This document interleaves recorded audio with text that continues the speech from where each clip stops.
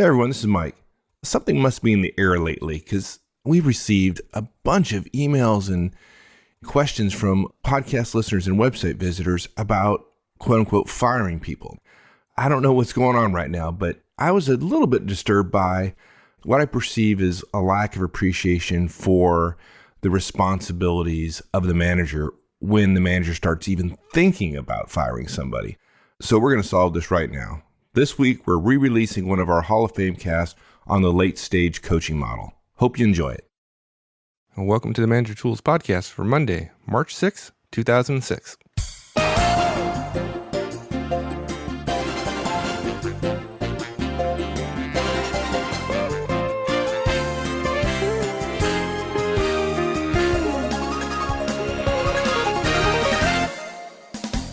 Hi, this is your host, Michael Ozan, and welcome back to Manager Tools. Last week, Mark Horstman and I covered the late-stage coaching model, or what's the process you go through when having to fire someone. Now, as we noted then, and I'll say again now, this process isn't really a how to fire someone, but rather how to develop someone, and if they don't improve, being in a position to fire them and feeling not too bad about it. This week, we review the model in a bit more detail, with some detailed examples to better illustrate the process. The entire review is a bit long, so we broke it up into two parts, the first of which we'll cover today. Now, for some of you, this may feel a bit repetitive. In some sense, it is. However, this is one of those processes that Mark and I feel is worth spending some more time on. If you haven't listened to last week's show, you may wish to do so before listening to this show. It will set the stage for what you'll hear on this cast. With that warning, here we go.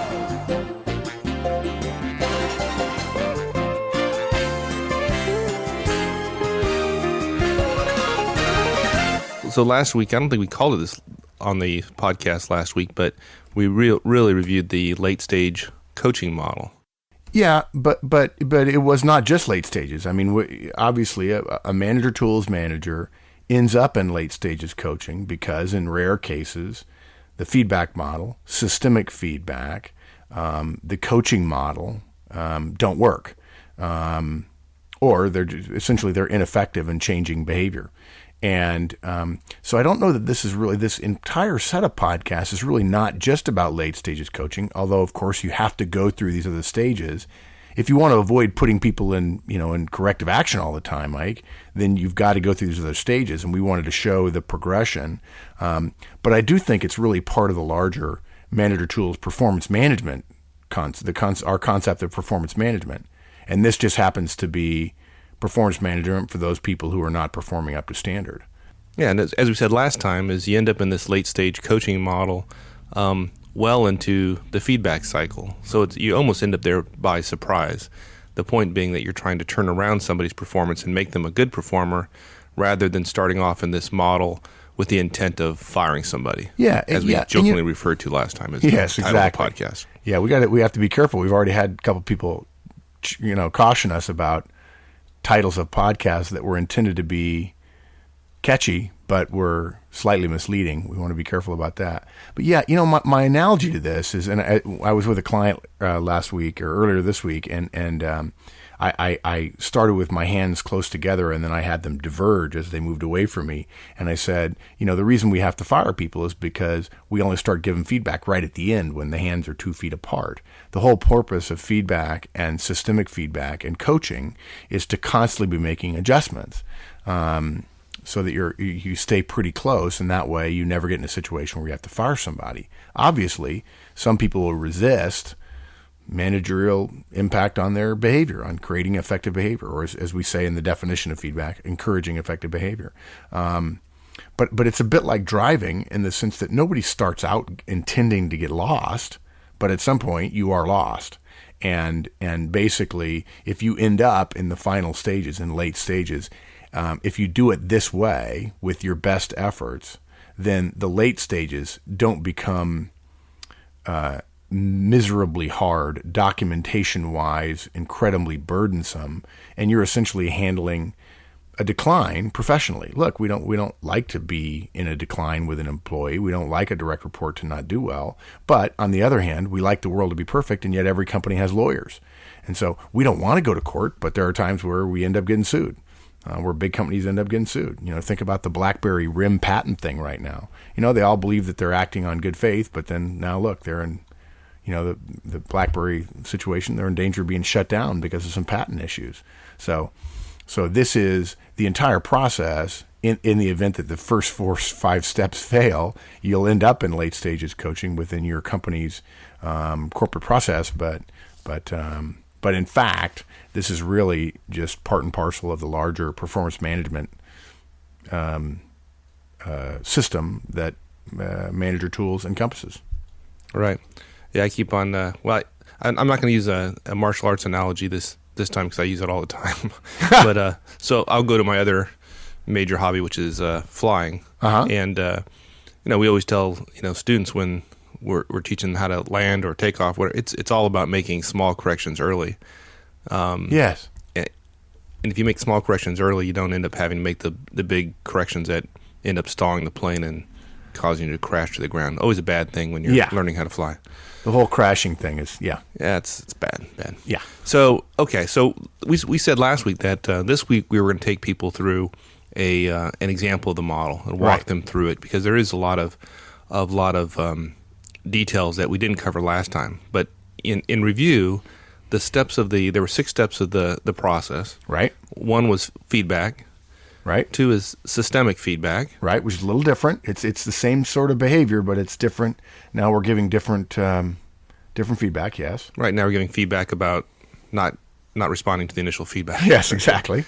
Right. Step 3, one-on-one performance discussion. So one-on-ones. Yeah, just sort of an elevation, just sort of making it clear that there are issues. Step 4 was coaching. Right. Step 5, formal performance discussion. Right. And 6 was coaching, kind of that final stage coaching within whatever your corporate process is, however it's defined. Yeah, this would be the thing that HR makes you do if you ever think that you might end up having to fire somebody. And as you so elegantly put last time, this is the one place where HR absolutely does their job brilliantly. And in fact, a client HR manager and I had lunch this past week, and she looked me dead in the eye and said, what are your opinions about HR? And I was very direct, and I brought this podcast up, and I said, in fact, in this particular process, HR does a great job, because how many managers do you know, Mike, that come to the final stage and don't have any documentation, haven't really done a whole lot, haven't coached, haven't spent hours working on it and agonizing about it. All they've done is gotten angry, and then say, okay, I want to fire somebody. And HR says, okay, where's your backup? Where's your documentation? Where's your proof? And the manager goes, gosh, I can't fire anybody around here. So those are the 6 steps. And like I think I said last time in the last podcast, I don't remember, there are really only 3 types of steps.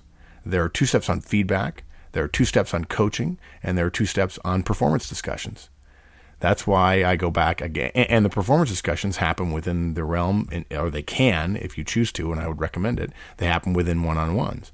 So this is essentially the performance management process, the basis of which is one-on-ones, feedback, and coaching. And if everybody isn't sick of me talking about the Holy Trinity about this yet, the managerial trinity, if you will, they will be at some point 2, 3, 5 years from now. Yeah. Okay. So having reviewed the steps, let's go through an example of somebody, and we'll let this kind of play out, and people will kind of figure it out as we go. Yeah. Okay. Good. Yeah, because that's how it happens. I mean, you give feedback to somebody.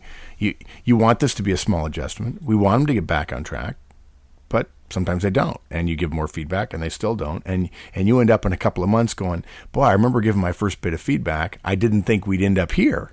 Right? You'd hope they'd catch on. So we're not going to reveal where we're going just yet. We're going to just give some examples of feedback that's come up. Okay. So for purposes of this long-term process, I'm going to be the manager. It's going to be Manager Mark. Hopefully the dark mark won't come out too much. Jan will be the person who we're coaching. And a couple of her coworkers are Joe and Robert. We happen to be in an internal service organization that's technically based, and Jan is a project manager. Joe and Robert are technically competent people. You might think IT, you might think legal, you might think marketing. It doesn't really matter. They're technically skilled, and Jan is a person who manages projects for the organization, bringing things in on time and on budget for release to their internal clients. Okay? So, in the first instance, Joe has stopped by my office at the end of the day, my cube, and I said, "Hey, boss, you got a second?" I said, "Sure." He says, "Look, I just want to let you know something. You told us the door was always open, and Jan was and I were working on a project recently. I just want to let you know she kind of ticked me off." I said, "Well, come on in. Tell me what's going on." He says, "Well, she came over to my desk, and we were behind on this one project she was working on that I was working on was behind, and she asked me a question about when I was going to get done, and I said, yeah, I think it'll be day after tomorrow." And her voice went up immediately, and she says, "I thought you said you'd be done today, and why aren't you done today? And who do I, if I can't get you to do it, who do I need to do to get done? If we have to go outside for this, that's fine, but it's going to come out of your budget." And she immediately went from "How are you doing? Where are we on this?" to hot and in my face, and I thought her face got red, and I felt very uncomfortable. And I told her, I said, "Look, I don't have to talk to you when you're like this." And I walked away, and I just didn't want to say what I was thinking. So I said, "Okay, great, thanks." And I give Jan some feedback. The next day, it was late in the day that Joe told me, so the next day I go and talk to Jan. I said, "Hey, Jan, can I give you some feedback?" Jan says, "Sure, boss, what's up?" I say, "Hey, listen, when you talk to Joe the way you did recently, and you ask him when something's going to be done, and he tells you later than you want, and you raise your voice, and you ask him why it's not done in an aggressive tone, and then you tell him that, we can find somebody else to do it, and it's going to come out of your budget," which I would consider to be just sort of a professional threat, rather than attempting to work out the problem and trying to understand what his issue was, when in fact he was working on something for me. That really worries me, Jan. That's not the kind of behavior we want. It comes across as unprofessional. It comes across as not a good project manager. It makes me wonder what's going on with you. And perhaps more important than anything else, it makes me really wonder about how you treat people, which I don't like to wonder about that. That's one of my pet peeves, as you well know. So what can you do differently? And, Mike, I know that probably took 2 or 3 minutes for me to explain, but in the nutshell of it was, a minute of delivering feedback to Jan about a situation where she raised her voice. And I'm sure she felt perfectly rational and justified in raising her voice. But the fact is, I've said this probably 100 times, maybe not on the podcast, but there are just very few situations that raising your voice in a non-safety related incident in a corporation is appropriate. There are bosses that do it, but they're not respected. And that's a simple example of feedback. Now, and you haven't waited till you've heard 20 instances of this, and it's just like any other feedback. Yeah. You hear of a problem, you get some feedback on one of your employees, and you're going to turn around and give that individual feedback. So it's not confrontational. It's no big deal. It's feedback. Yeah, and I'm not going to lean forward and put my chin out a little bit and say, "So, what are you going to do differently?" Huh? I'm just going to say, "Hey, what are you going to do differently?" I'm going to send a message that I want different behavior, and one of the ways I can encourage effective behavior in this case is, "Hey, what are you going to do differently?" I'm not going to make it as if you're in trouble, because if people believe they're in trouble, Mike, they tend to engage in defensive behavior to avoid being in trouble, not necessarily to change their behavior in the future. There's one of the I think it's a Pavlovian lesson from human behavior, which is if you all punishment does is increase the chances that people will avoid the behavior that got them in trouble, but it won't necessarily cause them to engage in good behavior. I want to send the feedback message that, hey, this is not the end of the world. I'm not going to fire you, but I want different behavior. And if I want different behavior, I might as well deliver it in a way that increases the chances I'm going to do it. And fear and loathing are not things that motivate people to change. They just motivate people to pull their heads into their shell. Okay? So a few days go by, and Jan, I don't know what she does. It doesn't really matter in this particular situation. Maybe she goes and apologizes to Joe. Maybe she, I don't know. But now another situation comes up, and Robert is in a meeting with me, and at the end of the meeting he says, "Hey, can I walk with you back to the cube?" I said, "Sure." He says, "Hey, listen, just real quick. Jan and I were talking last week, and I was working on a project, and she asked me to help on hers, and I agreed to do just a little bit extra because she was behind working with Cynthia and Jordan on something, and when she came to me and asked, "Hey, are you done?" and I said no, she said, "Don't ever expect to work on a project with me again." And she didn't really raise her voice or anything, but she just acted really flippant about it. She says, "It's people like you that I can't count on that keep this place from doing well." And Robert says, "Look, no offense, boss, but I've been here 21 years and she's been here 3. I can't imagine that she's the one that should be telling me that it's people like me that keep this place from going well." I thought you'd want to know. And my response is to Robert, I'm not going to, I don't owe Robert any particular behavior other than, hey, thanks. It's always good for me to know what's going on in my team. If Robert says to me, "What are you going to do about it?" I said, "Well, you know me, Robert. I'll probably go give her some feedback." And if he says he wants more than that, I'd say, "Robert, that's not what I'm about.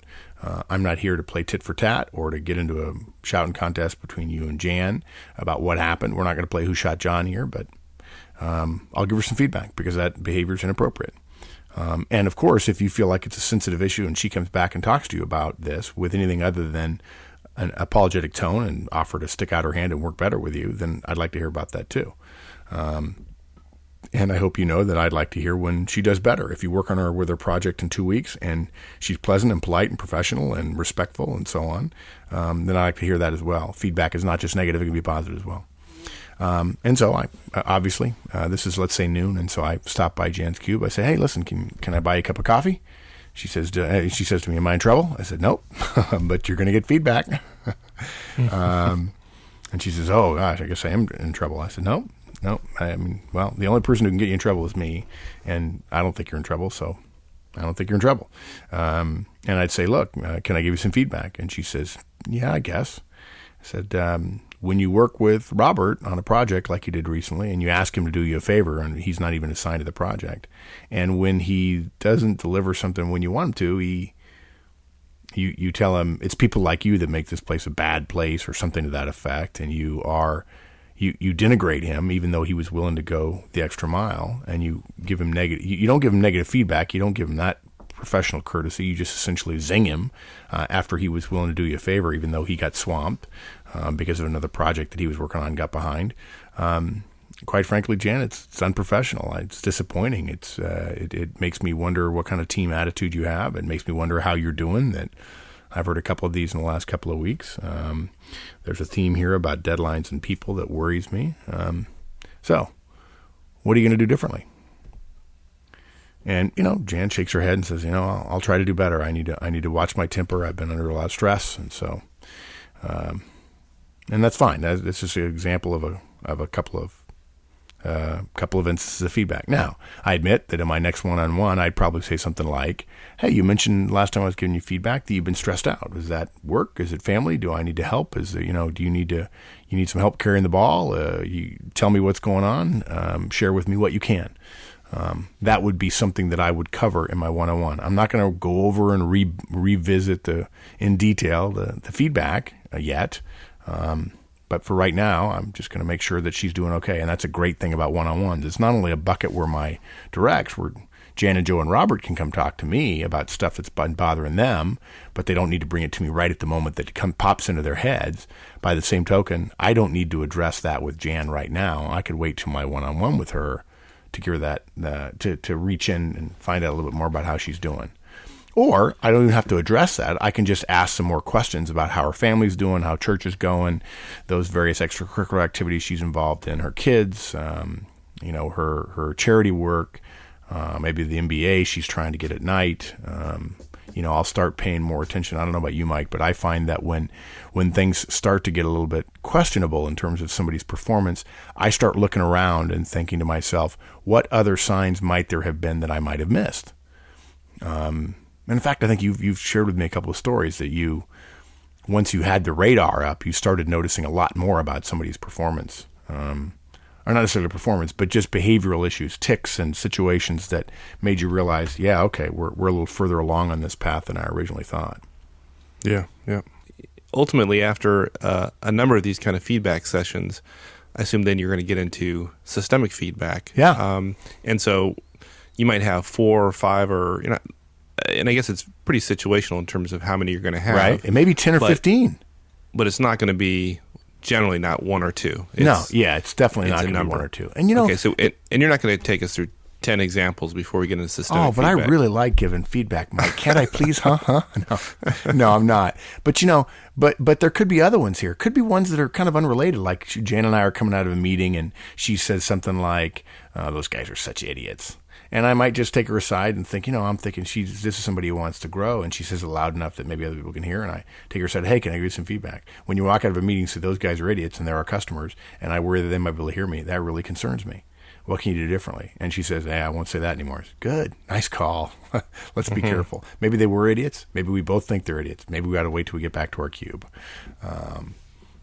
So yeah, there might be a number of situations like this, and there's going to be positive feedback in there too. When I start giving negative feedback, I start looking for positives as well, because if I find that a lot of managers don't give nearly as much feedback as they should, and when they start getting a little bit of negative, as I was alluded to earlier, they start looking for negatives, and then it just becomes a steady diet of negative. And what that does is it doesn't encourage a regular stream of nothing but negative. It doesn't encourage different/effective behavior. It just kind of wears people down. It makes the feedback much less effective. Yeah, exactly.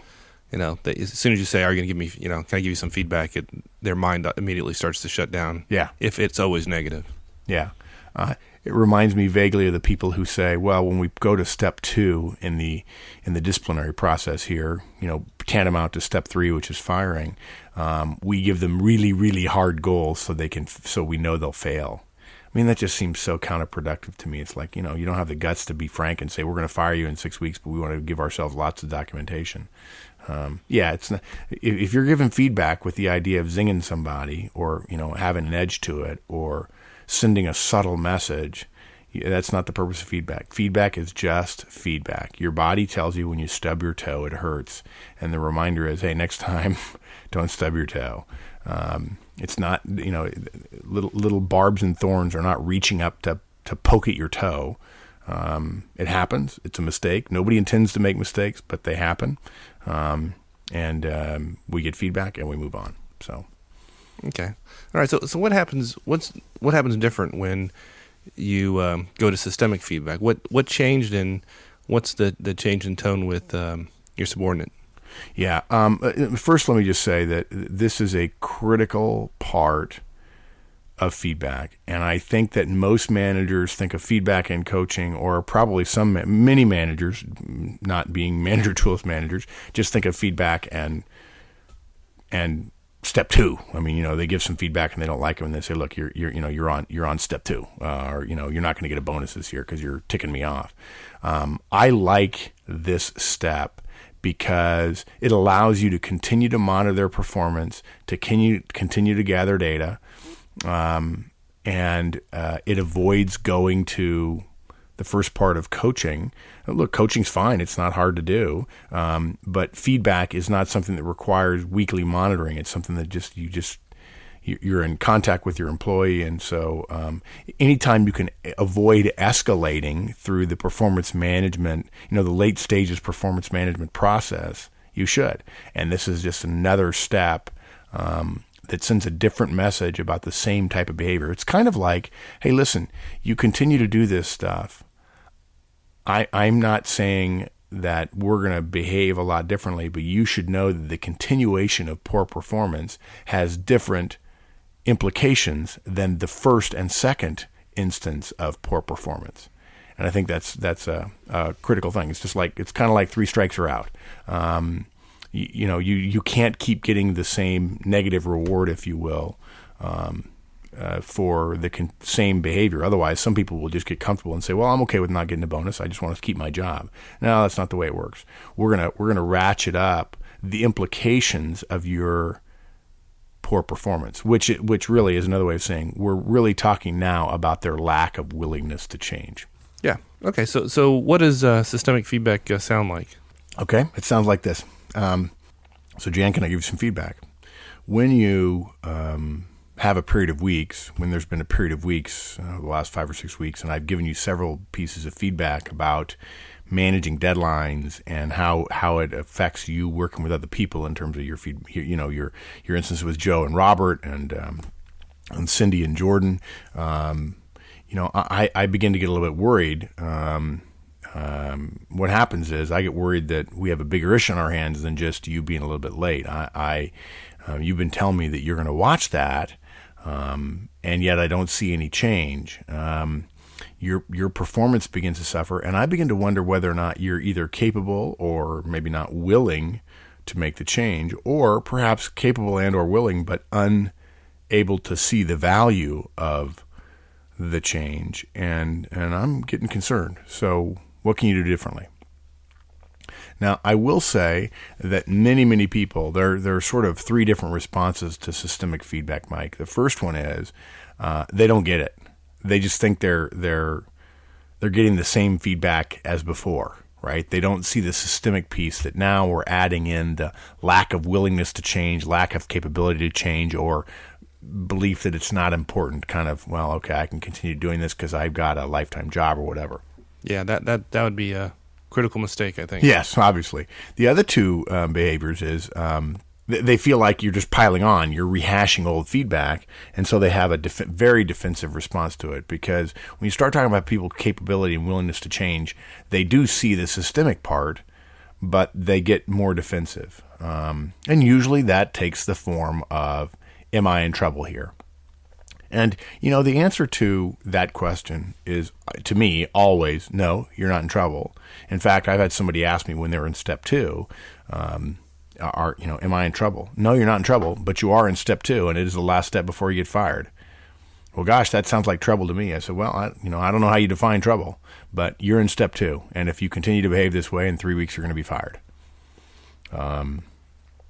Okay, and the other way people respond is they go, that sounds different than before. And you say, yes, it is. I can give you several bits of feedback about something that's not going well, and I'm a pretty flexible person. I'm going to try to work with you. And when you continue to behave this way, it's becoming clear to me that the feedback is not working. You're not changing your behavior. And if the behavior doesn't change after a while, it's going to significantly impact your performance reviews, this team's performance, this team's effectiveness, your coworkers' effectiveness, and we're going to have to do something different. You're going to have to engage in coaching, or there are going to be repercussions, and obviously I don't want to go there, but yes, this is different feedback than what you've been getting all along. Now we're talking systemic feedback. I might even call it that. I might even say this is feedback about the system of non-change that you're engaged in.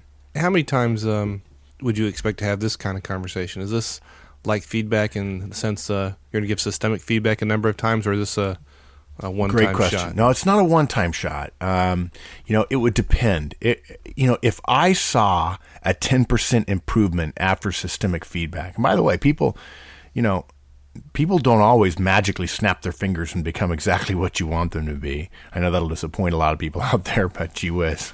Human beings don't make hard right turns. But if I see a 10 or 20% improvement with still some struggling, I might stick with the person. If I see a lot of talents that I like, a lot of mentality that I want on my team, I'll invest. I'll go deep. I'll go the extra mile to help them around a particular issue. And I'll tell the team, if somebody were to say to me, gosh, Mark, it seems like you're putting an awful lot of time in with Jen, I'd say, yeah. And you know what? When that happens to you, I'll give you that and a little bit more as well. Just because I believe that firing somebody is just an admission of failure. So no, you certainly wouldn't do it as many times. Now, might I do it 3 or 4? Yes. I have found, quite frankly, Mike, that if I've done 7, 8, 10 bits of feedback about something, and quite frankly, if we're talking about, well, let me finish. If I've done 7 to 10 bits of feedback on something, and I go to systemic feedback, probably the chances of the person making a significant change are not all that great. And the systemic feedback is designed to send a different message. Now, there are some situations where, managers' hands are tied. They call me and they say, Mark, I can't do 5, 6, 7, 8 bits of feedback about being late because my company says if they're late 3 times, I have to put them in coaching or I have to put them in step 1. I'd say, well, okay, if there's a mechanical system, an electronic system that verifies that they were late and then sends you a message saying, have you done that? Great. Then, okay, fine, comply with the system. I have found that the vast majority of companies don't do that.